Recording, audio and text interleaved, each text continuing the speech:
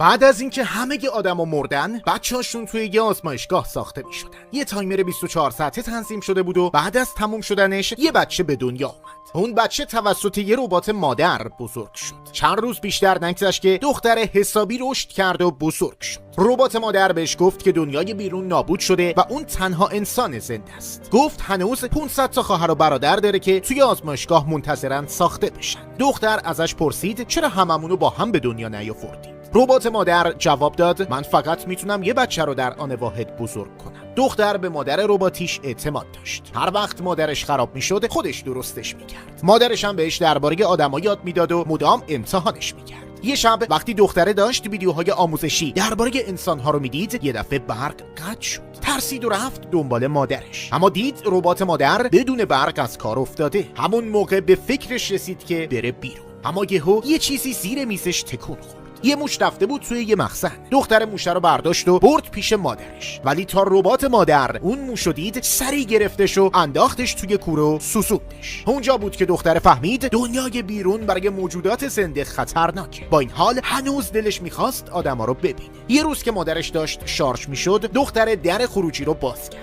همون لحظه آشیر به صدا در اومد و ربات مادر با سرعت اومد سمتش. یه انسان از بیرون وارد شد. دختر سریع یه لباس ایمنی تنش کرد و چون صدای قدم‌های مادر رو شنید، اون زن رو یه جایی قایم کرد. وقتی مادر رسید، دختر گفت من فقط در رو باز کردم، چیز دیگه ای نشده. ربات مادر حرفشو باور کرد و رفت. بعد که رفت، دختر زن رو برد داخل. اون موقع بود که فهمید مادرش دروغ گفته و هنوز آدمای بیرون زندن. کنجکاو شد که ازش درباره دنیای بیرون بپرسه که یه دفعه ربات مادر برگشت.